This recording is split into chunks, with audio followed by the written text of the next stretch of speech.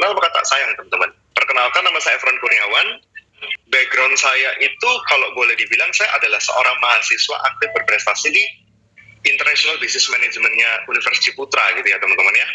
Terus aktifnya sampai sejauh mana? Aktifnya mulai dari HIMA, Senat Mahasiswa tingkat universitas yang pertama kali di kampus, terus abis itu panitia ospek 3 tahun berturut-turut, bahkan memenangkan beberapa lomba secara nasional kayak gitu. Itu yang membuat saya tuh sangat aktif gitu ya. Terus setelah itu saya pun ditunjuk menjadi asisten dosen ngajar mata kuliah statistik teman-teman di sana gitu ya. Nah setelah lulus dari sana saya gabung teman-teman. Kan ada pepatah bilang kalau anak muda tuh hobinya nyari pengalaman bukan nyari duit gitu ya. Sehingga saya berkesempatan teman-teman masuk di salah satu marketing Horeca dari Cleo Pure Water. Jadi kalau ada yang tahu air minum yang orange itu, nah kebetulan saya tuh di sana teman-teman. Saya kerja dari 2015.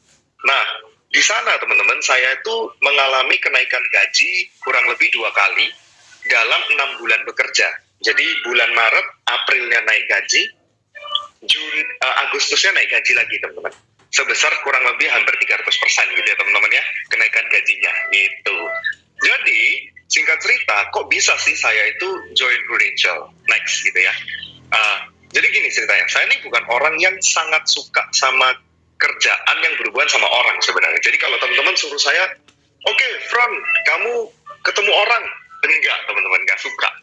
Cuma saya paham betul bahwa untuk menjadi seorang pebisnis yang sukses, aku perlu yang namanya punya banyak kenalan. Jadi kayak secara network itu harus luas gitu ya teman-teman ya. Nah jadi pada waktu itu saya fokus di kampus itu untuk benar-benar nyari kenalan. Terus saya juga mikir kalau saya kerja ikut orang juga, saya perlu linknya pada waktu kerja di situ.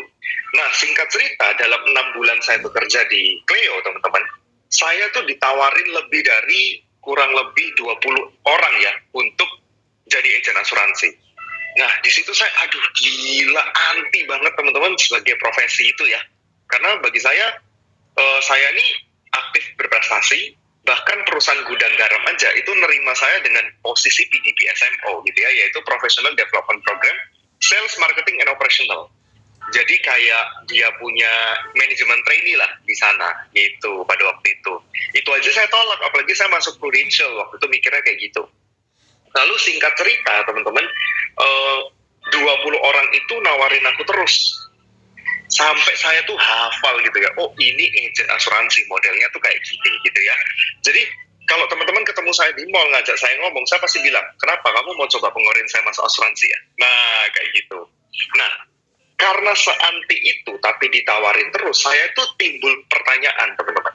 Saya cuma mikir, ini orang-orang kok ngajakin saya terus, tapi kok saya ini melihat mereka ngomongnya bagus semua.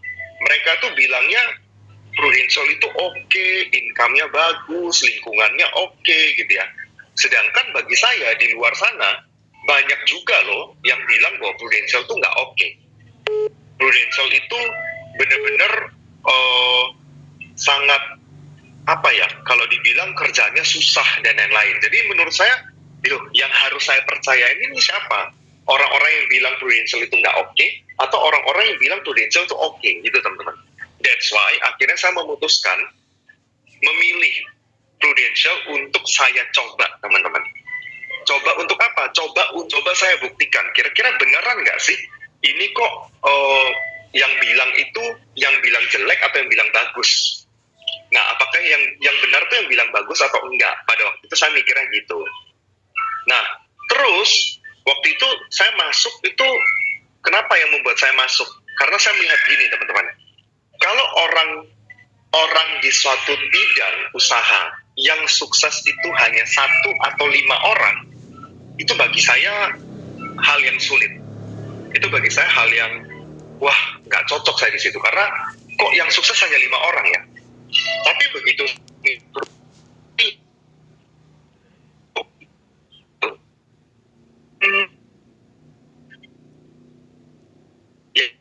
jalanan Prudential. Yang pertama kan artinya mulai dari